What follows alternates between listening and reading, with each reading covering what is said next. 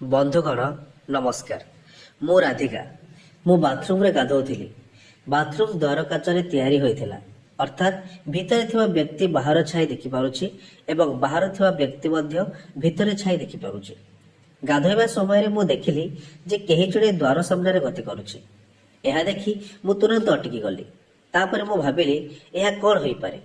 ହୁଏତ କେହି ଜଣେ ଦୁର୍ଘଟଣା ବଶତଃ ସେହି ବାଟ ଦେଇ ଯାଉଛନ୍ତି କିମ୍ବା ଅନ୍ୟ କିଛି କରୁଛନ୍ତି। ମୁଁ କ'ଣ କରିବି ଦ୍ୱନ୍ଦ୍ୱରେ ପଡ଼ିଗଲି।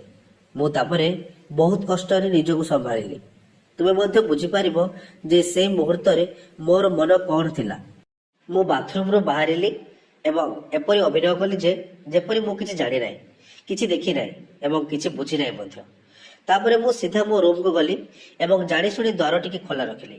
ମୁଁ ଭାବିଲି ଯଦି ଏହା ଏକ ସଂଯୋଗ ଥିଲା ତେବେ ସେ ଆଉ ଏଠାକୁ ଆସିବ ନାହିଁ, କିନ୍ତୁ ଯଦି ସେ ଏହା ଜାଣିଶୁଣି କରିଛି ତେବେ ସେ ବାରମ୍ବାର ଆସିବ ଏବଂ ପ୍ରକୃତରେ ମୁଁ ଯାହା ଭାବିଥିଲି ତାହା ଘଟିଲା।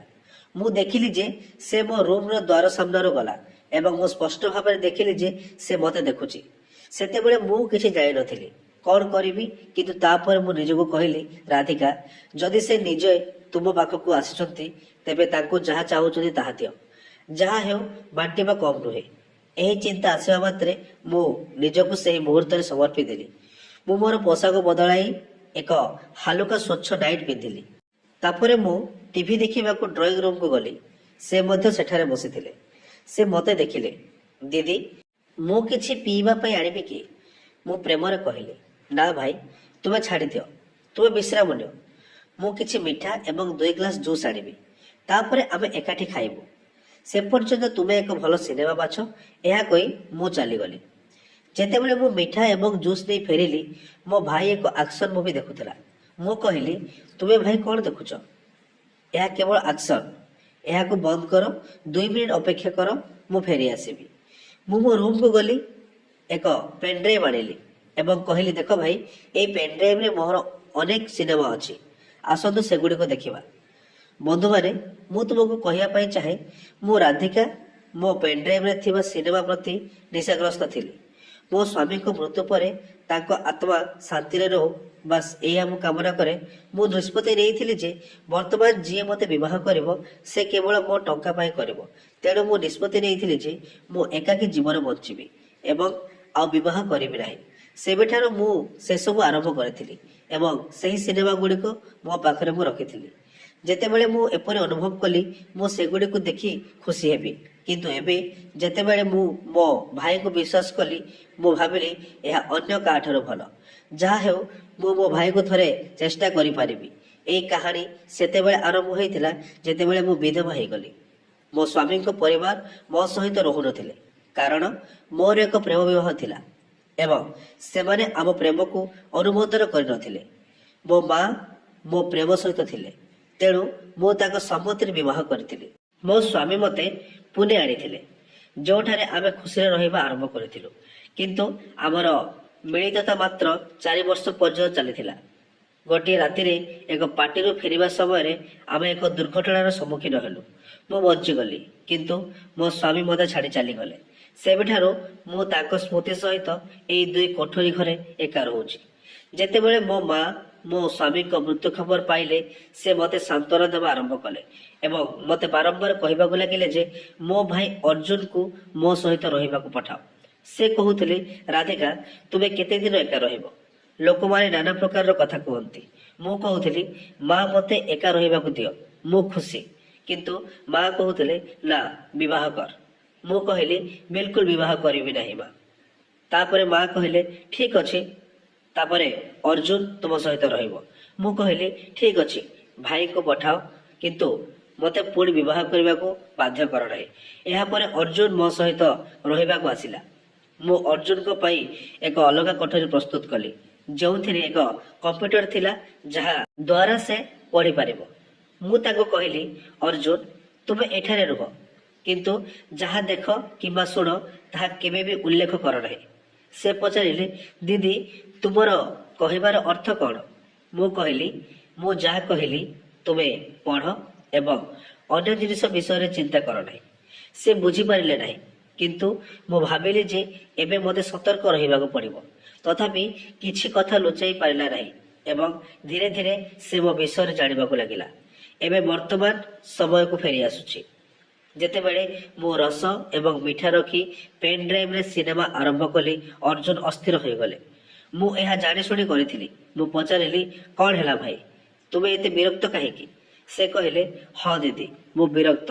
ମୁଁ ପଚାରିଲି, କିନ୍ତୁ କ'ଣ ହେଲା? ସେ କହିଲେ, କିଛି ନାହିଁ ଦିଦି। ମୁଁ ପଚାରିଲି, ଏ ସିନେମା କିପରି ହେଇଛି? ସେ କହିଲେ, ଦିଦି, ଏହା କ'ଣ? ଏହା ଏକ ବିଚଳିତକାରୀ ସିନେମା। ମୁଁ କହିଲି, କ'ଣ? ତୁମେ ଲଜ୍ଜିତ ଅନୁଭବ କରୁଛ କି? ବାଟରେ ମୁଁ ଗତକାଲି ତୁମକୁ ଦେଖିଥିଲି। ସେ ଆଶ୍ଚର୍ଯ୍ୟ ହୋଇଗଲେ। ତୁମେ ଦେଖିଲ? ଅର୍ଥ? ମୁଁ କହିଲି, ହଁ, ମୁଁ ତୁମକୁ ବାଥରୁମ୍ ଦ୍ୱାର ଫାଟ ଦେଇ ଏବଂ ତୁମର ଛାଇ କାଚ ଦ୍ୱାର ଦେଇ ଉଙ୍କି ମାରିବାର ଦେଖିଲି। ମୁଁ ତୁମକୁ ମୋ ଶୟନ କକ୍ଷକୁ ସାମ୍ନାକୁ ଯିବାକୁ ଦେଖିଲି। ସେ କହିଲେ, ହଁ, କିନ୍ତୁ ଏହା ଦୁର୍ଘଟଣା ବଶତଃ ଘଟିଲା ଦିଦି। ମୁଁ କହିଲି, ମିଛ କୁହ ନାହିଁ, ନଚେତ୍ ମୁଁ ରାଗିଯିବି। ବହୁତ କିଛି ଦିଦି। ମୁଁ କହିଲି, ଠିକ୍ ଅଛି, ଏବେ କୁହ, ତୁମେ କ'ଣ ଚାହୁଁଛ? ସେ କହିଲା, ତୁମର ଅର୍ଥ କ'ଣ ଦିଦି? ମୁଁ କହିଲି, ତୁମେ ସିନେମାରେ କ'ଣ ଘଟୁଛି ତାହା ଦେଖୁଛ, ଠିକ୍ ନା? ସେ କହିଲା, ହଁ।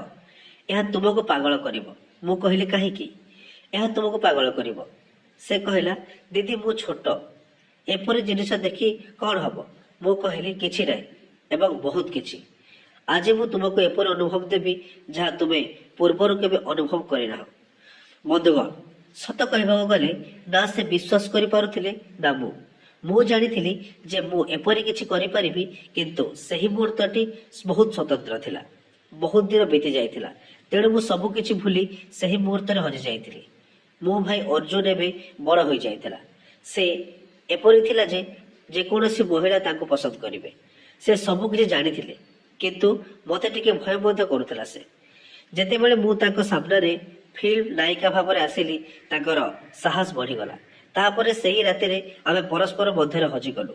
ମୁଁ ବାରମ୍ବାର ତାଙ୍କ ପାଖକୁ ଗଲି ଏବଂ ସେ ମଧ୍ୟ ମୋ ଭିତରେ ବୁଡ଼ି ରହିଲେ।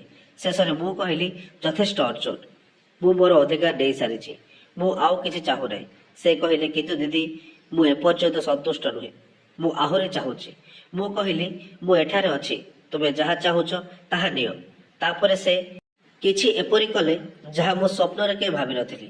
ଏହା ମୋ ପାଇଁ ନୂଆ ଥିଲା, ଯେପରି ମୁଁ ପ୍ରଥମ ଥର ପାଇଁ ଅନୁଭବ କରୁଥିଲି।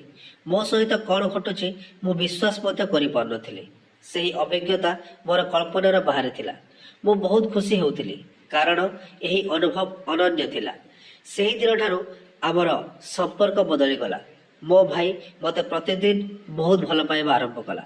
ଆମେ ଏହା କିଛି ମାସ ଧରି କରିଥିଲୁ, କିନ୍ତୁ ତାପରେ ଏକ ଖବର ମୋତେ ଥରେଇ ଦେଇଥିଲା। ମୁଁ ଜାଣିଲି ଯେ ମୁଁ ଗମ୍ଭୀର ଅସୁସ୍ଥ ଏବଂ ମୋତେ କର୍କଟ ରୋଗ ହେଇଛି। ଏବେ ମୁଁ ବୁଝିପାରୁନାହିଁ କ'ଣ କରିବି।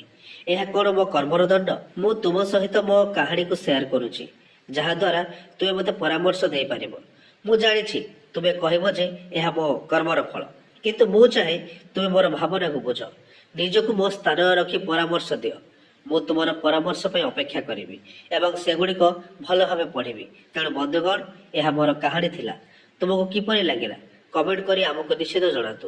ଯଦି ତୁମକୁ এই ଭିଡ଼ିଓଟି ପସନ୍ଦ ଆସିଲା, ତେବେ এই ଭିଡ଼ିଓକୁ ଲାଇକ୍ କରନ୍ତୁ, ସାଙ୍ଗମାନଙ୍କୁ ସେୟାର କରନ୍ତୁ, ତା ସହ ସବସ୍କ୍ରାଇବ୍ କରି ବେଲ୍ ଆଇକନକୁ ଦବାଇ ଦିଅନ୍ତୁ।